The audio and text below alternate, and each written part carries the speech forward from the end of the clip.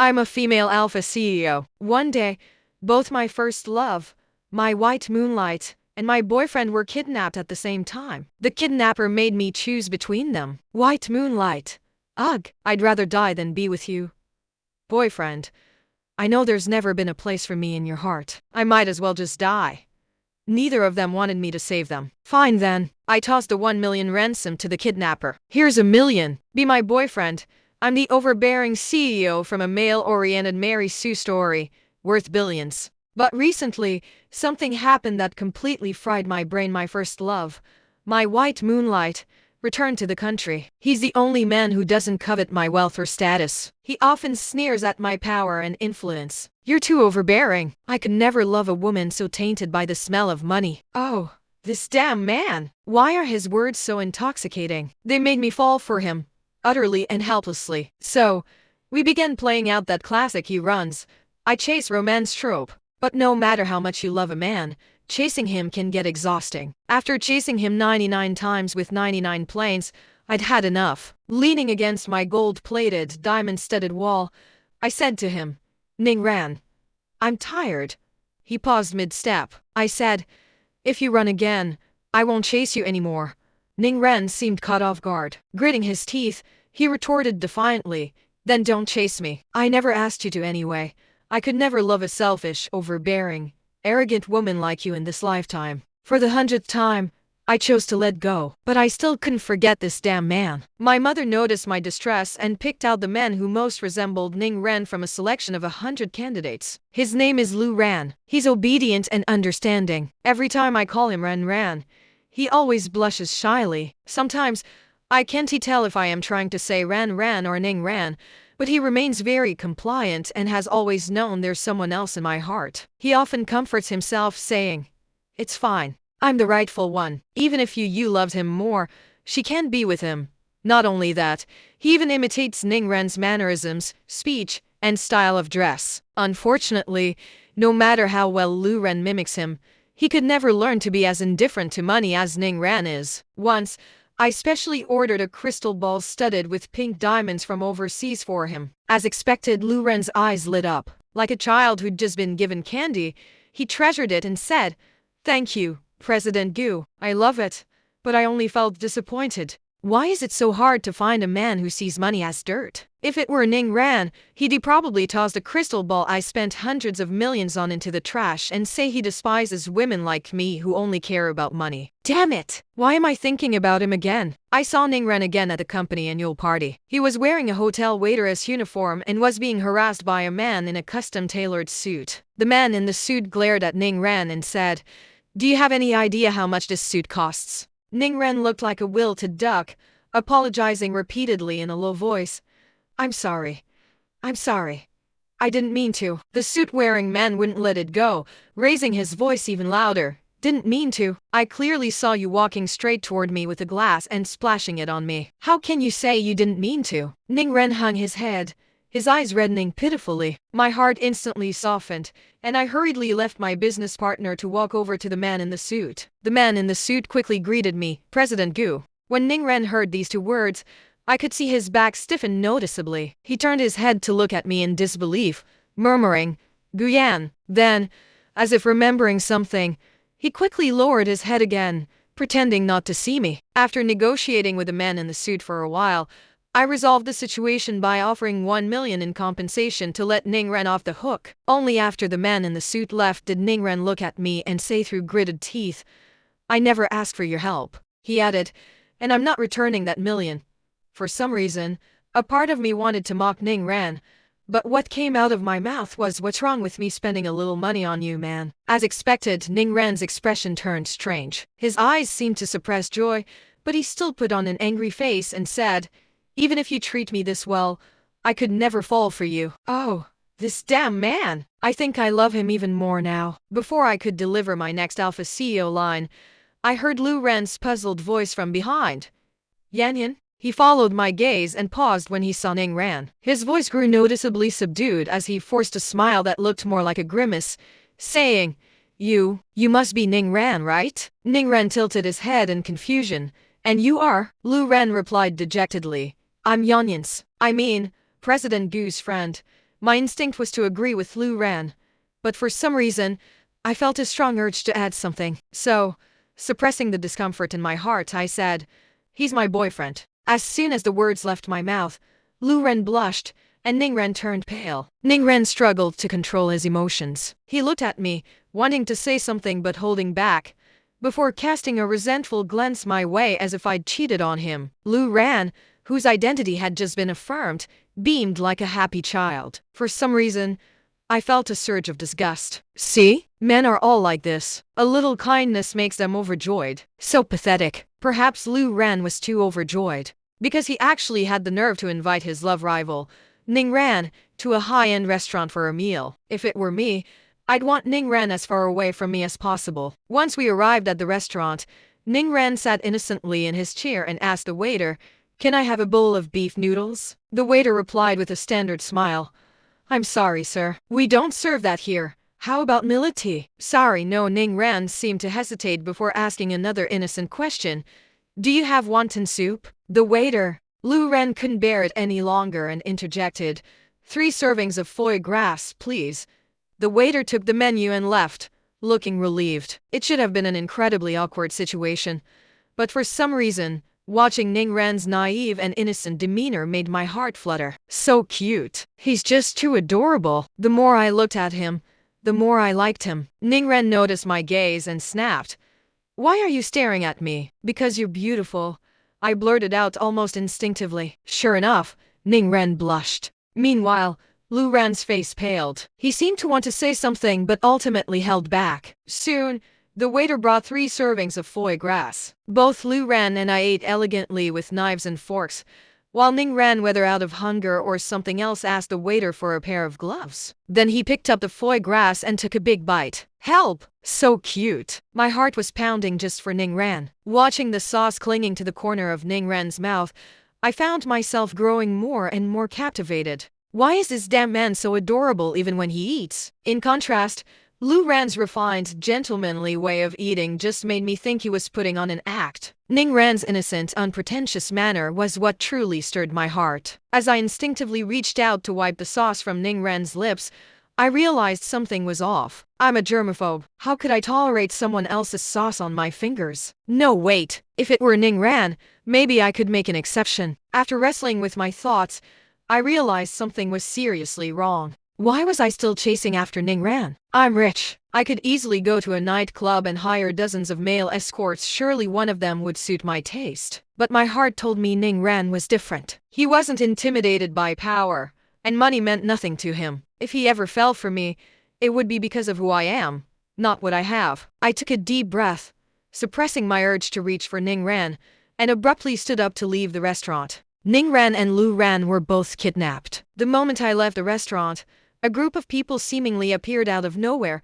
grabbing Ning Ran and Lu Ran. To make things worse, the kidnappers left a message.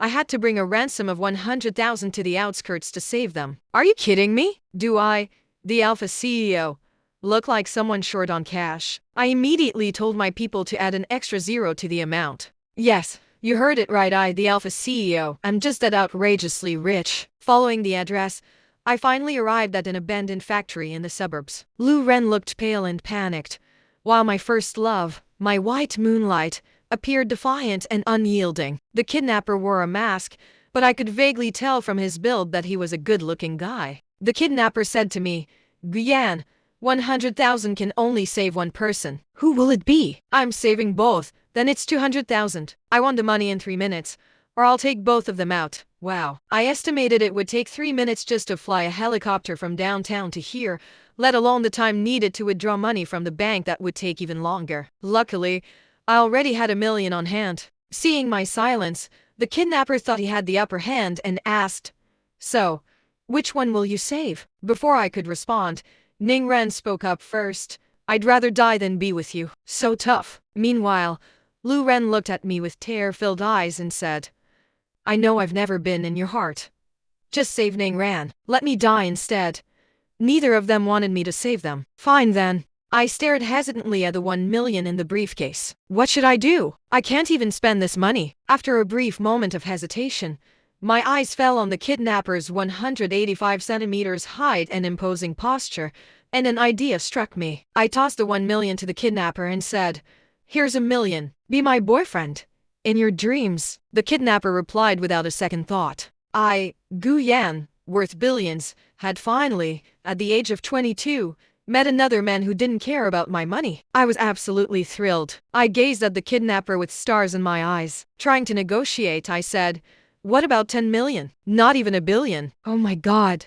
I'm in love." Captivated by the kidnapper's defiance, I immediately signaled my bodyguards who had been hiding around the factory to capture him. I ordered his mask to be removed, finally revealing his sharply defined face. So handsome. Instantly, I forgot all about Ning Ran, my heart and eyes completely focused on this kidnapper. With the arrogance of an alpha CEO, I stood on tiptoe on a crate, lifted his chin with my finger, and declared, "You can't escape me, man." I had the kidnapper brought back to my villa. Unlike with Ning Ran, I had no patience for the kidnapper's antics. When Ning Ran acted up, I found it adorable and couldn't bring myself to scold him. But when the kidnapper acted up, I'd give him a sidelong glance and tear off his clothes. After a few times, he stopped acting out. So, for the first time, I patiently asked him, "How about I give you a name?" The kidnapper ignored me. I continued on my own. "What about calling you Gu Ran?" Ran. A vein twitched at the kidnapper's temple as he said,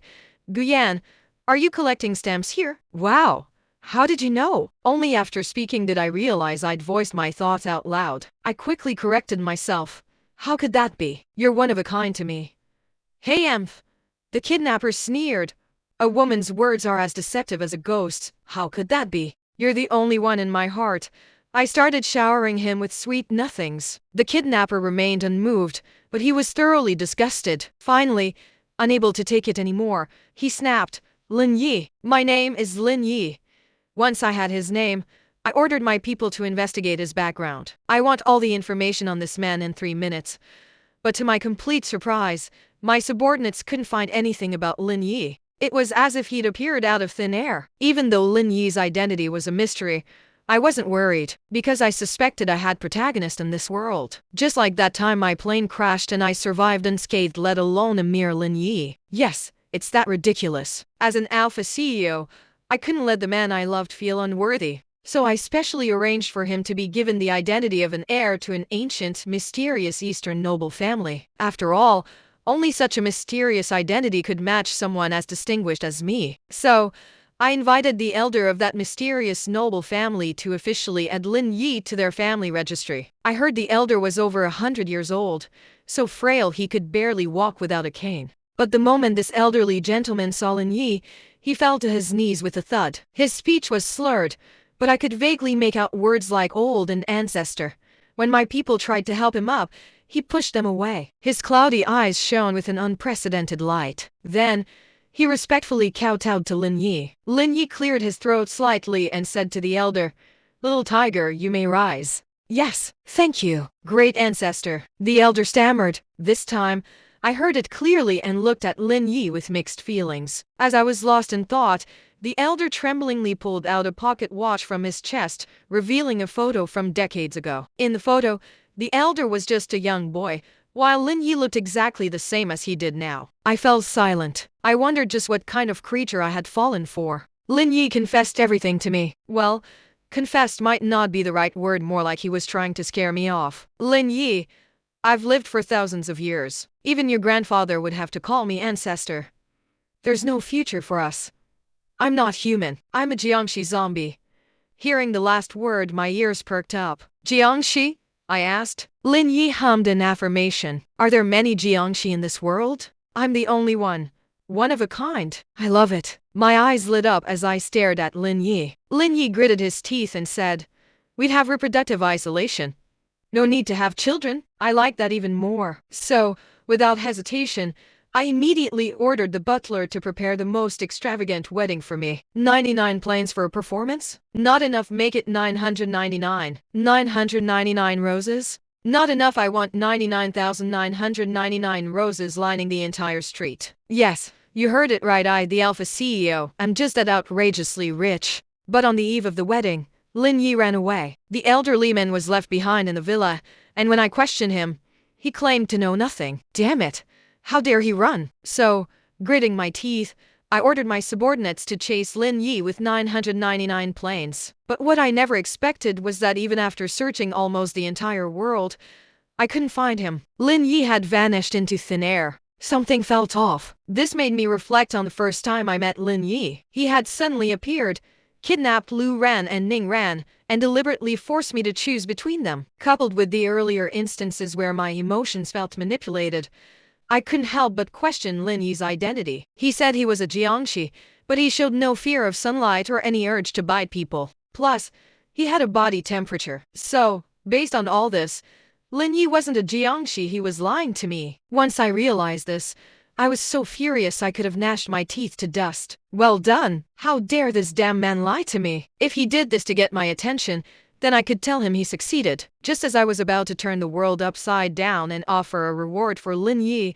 Lu Ren came to see me. He stood dejectedly at my door and asked, "Yan, is it that no matter what, you'll never like me?" If my feelings for Ning Ren felt controlled, then for Lu Ran, I truly felt nothing. Even the few times my emotions fluctuated were just struggles against my inner self. So, I nodded honestly. Lu Ran forced a smile that looked worse than crying and said, "Lin Yi ran away. Then, can I become his substitute?" Before Lu Ran could finish, I already guessed what he was about to say, so I interrupted. "What do you like about me?" Lu Ran fell silent, thinking for a long time but saying nothing. "Do you like my money?" Lu Ran remained silent. To me, his silence was confirmation. "Hey Amph, man." Just as I was about to leave, I heard Lu Ran say, "I don't know why either. Maybe loving you is just my destiny. But I don't like you. I'd be happy just seeing you happy," Lu Ran quickly added. Such a simp. Suddenly, I remembered my past self, desperately chasing after Ning Ran. So, my tone softened a little as I said, "No one should depend on someone else forever. Instead of longing for something you can't have, it's better to find another tree to hang from." I looked Lu Ran up and down and finally told him, "I heard you really wanted to study medicine, so I hope from now on, you'll live for yourself." The Gu family didn't allow the future husband to be in the public eye, so Lu Ran had quit his job to marry into the Gu family. As Lu Ran had said, the first half of his life was like a pre-programmed script, with his heart and eyes only on me. Just like when Ning Ran ran away, he was willing to be his substitute. I didn't know what Lu Ran was thinking, but from my mother, I learned that Lu Ran had a big fight with his family over studying medicine and eventually left home. At least he wasn't as submissive as before. But for some reason lately, I've been feeling a chill on my neck, as if someone wanted to stab me to death. This feeling was especially strong when I woke up in the morning. So one night, I deliberately stayed awake. Sure enough, after a while, a dark figure slipped into my bedroom. The figure was holding a large block of ice and lunged toward me. I'm a woman with protagonist aura, so I wasn't afraid. The figure's voice sounded familiar, even tinged with frustration. "It's all your fault for ruining my final assignment, for making me lose face in front of all those heavenly beings. Even if I can't hurt you, I'll freeze you to death." Lin Yi viciously stuffed the ice into my bed. Just as he was enthusiastically pushing it in, I reached out and pressed him against the ice. Lin Yi immediately shivered from the cold. Like a cat with its fur bristling, he glared at me warily. "You were awake. Are you blind?" I pushed the ice off my chest and glared at Lin Yi, sneaking ice into my bed in the middle of the night. "Lin Yi, you've got some nerve." Lin Yi gnashed his teeth. "It's all your fault." Confused, I asked, "What did I do?" "Did you drive Lu Ren away?" "So what?" Seeing me so defiant, Lin Yi looked even more like a bristling cat. "Why did you drive Lu Ren away?" "Why shouldn't I?" My question stumped Lin Yi. He thought hard for a moment before saying, "Don't you think Lu Ren is good looking?" "Not as good looking as you." As soon as I said it, Lin Yi grinned like a fool, but he quickly straightened his face when he saw me watching. He muttered under his breath, "Of course, after all, I was the one who created him." As if remembering something, Lin Yi glared at me again and snapped, "It's all your fault. You ruined my final assignment." Huh.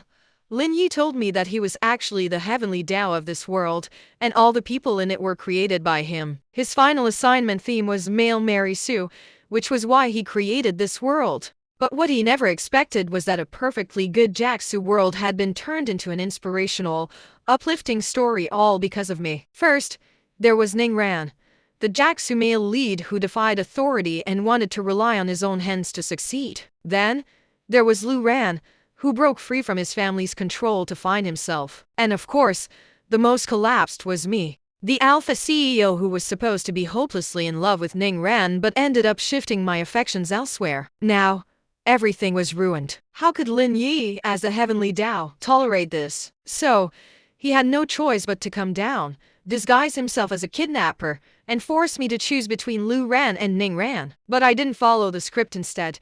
I fell for him, the heavenly Tao. The more Lin Yi thought about it, the angrier he became, and he ended up furiously biting my shoulder. Looking up at the ceiling, I suddenly asked, "Do you want to get back at me?" "Yes," Lin Yi snapped, though he had no choice but to admit. "But I can't hurt you." "There's one way you can," I told Lin Yi. "What is it?" "Be good. I'll teach you. The truth is, you really shouldn't provoke an enraged man." The consequence of my hands-on teaching the next day was that I couldn't get out of bed. Lin Yi, having tasted the sweetness, wanted more, but I mercilessly kicked him off the bed. Whatever else Lin Yi tried to do, I firmly rejected. In the end, he could only stare at me resentfully. His unhappiness was my joy. So later, Lin Yi took the initiative to make a request. "Guyan, let me marry you, okay?" "No, why? Don't you like me anymore?" "I do. After all, he's a heavenly Tao, sometimes he needs a little praise." "Then why won't you marry me?" Instead of answering, I asked him, "What if I marry you instead?" Lin Yi didn't hesitate at all and immediately agreed. Okay. My wedding with Lin Yi was quickly arranged. Of course, I gave him the most luxurious wedding venue. The only imperfection was a small hiccup in the middle. Ning Ran came to see me. He no longer had the pride he once showed me, probably because without my protection, his temper had been thoroughly humbled. He looked haggard, nearly pleading as he said, "Guyan, no. Yanyan, don't you like me anymore?" "Yanyan, I was wrong before. It was all my fault for being difficult. I regret it. Only after learning about your wedding did I realize you've always been in my heart. Yanyan, can't we be together?" My only response to Ning Ran was a scornful laugh. Ning Ran seemed taken aback by my reaction. After a moment, as if remembering his past behavior, he swallowed his pride and said, "Yanyan, I really, truly love you." I looked up and caught sight of Lin Yi walking toward us from the corner of my eye. Smiling, I deliberately leaned close to Ning Ran and whispered a single word, "Get lost." But from Lin Yi's perspective, it looked like Ning Ran and I were kissing. Sure enough, Lin Yi's face turned stormy as he strode over to me. I just pulled away from Ning Ran just in time. Lin Yi shot Ning Ran a hostile glare before coldly dragging me away. The spacious backstage was left with only Ning Ran standing there, stunned. Lin Yi practically dragged me away, angrily pinning me against the wall. "What were you two doing just now?" Lowering my eyelashes, I said softly. I couldn't control myself. Lin Yi was about to say more, but I looked at him with intense eyes and said, "Isn't my behavior all set by you? You made me love Ning Ran hopelessly, so when he confessed to me just now, I couldn't help it." "Shut up!" Lin Yi gritted his teeth, his warm breath brushing against my ear, sending shivers down my spine. "I don't want to hear it," Lin Yi said angrily. I didn't speak, but I could see Lin Yi's anger had reached 100%. He gently tucked a few stray strands of hair behind my ear, holding me tightly as he said, "Guyan, I don't want to hear it. And I won't allow you to have any more contact with Ning Ran. I'll go back and change the settings. You can only be mine." "Okay," I agreed readily then. Where Lin Yi couldn't see, I lightly pricked the back of his neck with the icy needle in my hand. I smiled sweetly and planted a kiss on his lips. "Good boy.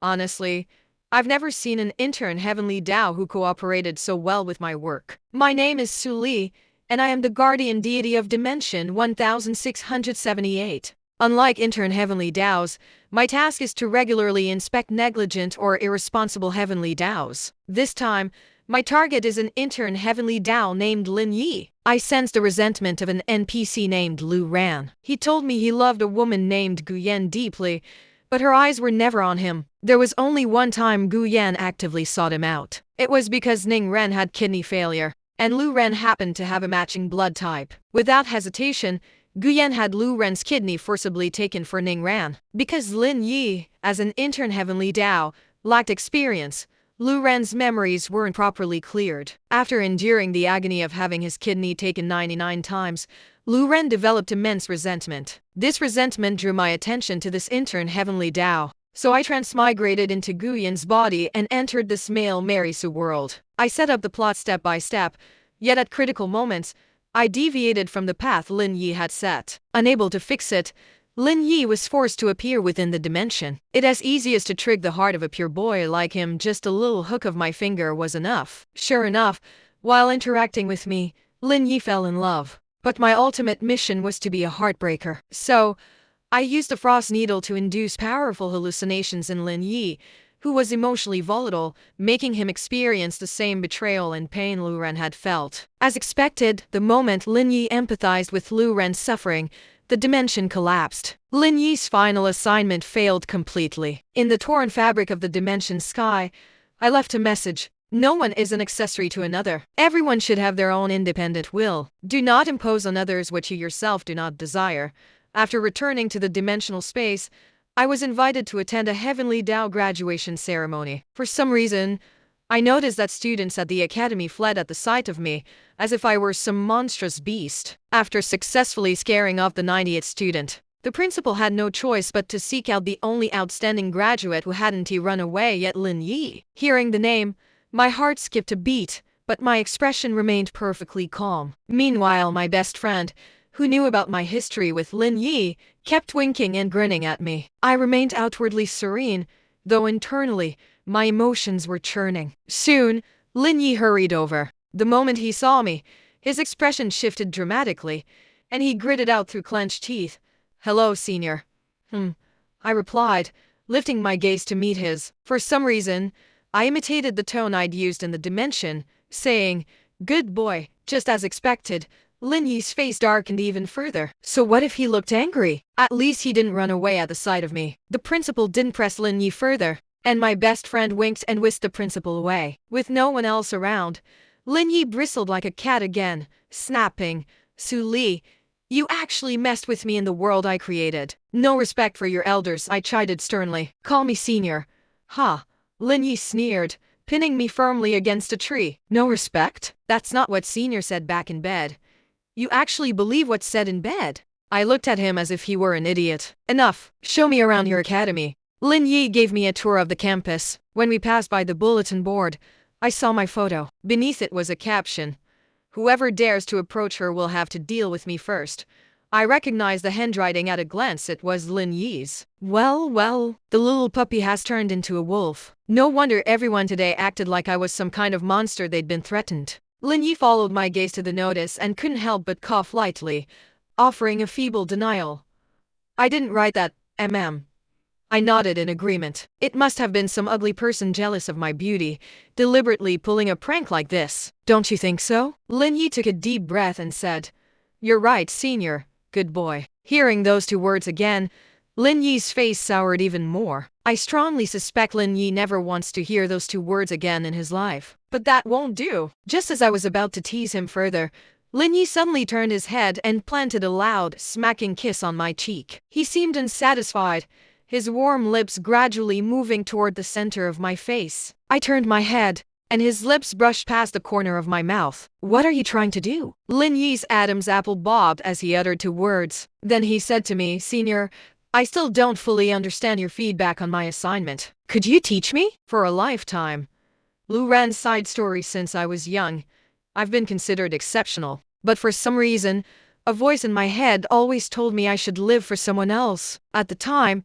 I didn't understand. It just felt strange. Later, when I was 22, I saw Guyan, and suddenly, my entire existence felt meaningful. It was as if my whole life should belong to her. But she didn't love me. She never even looked at me properly. What she didn't know was that while she was desperately chasing after Ning Ran, I was like a humble beggar, pleading for her to spare me a glance. Later, Ning Ran went abroad. Madame Gu selected 100 men for her, and after looking them over, she finally chose me. I was overjoyed, but I knew I couldn't show it too openly because Guyan didn't like that. So, I began imitating Ning Ran's every mannerism, his speech, and even his style of dress. Even though I knew that in Guyan's eyes, I was just a clumsy imitating clown, I had no regrets, because only by Guyan's side could I feel any meaning in life. But then, Ningren returned to the country. Everything changed. Guyan grew colder and more impatient with me. I'm not someone who clings stubbornly,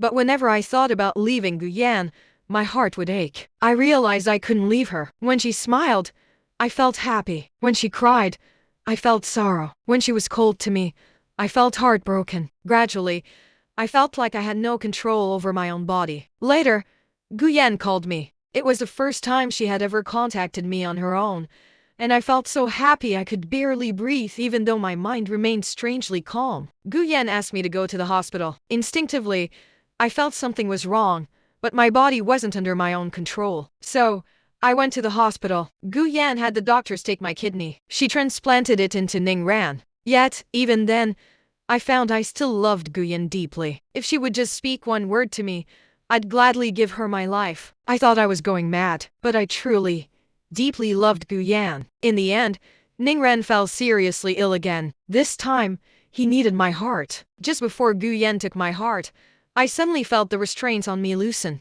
So, with all my strength, I told Guyan what was truly in my heart. I actually never loved you at all. Guyan merely responded with a perfunctory hum. I knew she didn't believe me, but I truly didn't love her. I longed for an ordinary life. I wanted to be a doctor who saves lives. I wanted to create my own life through my own efforts. Not like this, spending my entire existence revolving around Guyan, living and dying by her joys and sorrows. But at least, I was finally free. I hoped that in my next life, I could do what I loved. I thought, let it end here. But fate played a cruel joke on me. I was reborn. Once again, I had no control over my body. Once again, I was trapped, endlessly circling Guyan. I was in agony. After having my kidney and heart taken yet again, I was reborn once more. And then I died again. I kept being reborn over and over, and it was unbearable. I wanted to escape. Why wouldn't heaven let me go? I truly couldn't take it anymore. I wanted to destroy this world. I wanted Guyan and Ningren to perish with me. But every time I felt even a hint of malice toward Guyan, I would fall ill. My heart would cramp with pain. Just as I was giving up,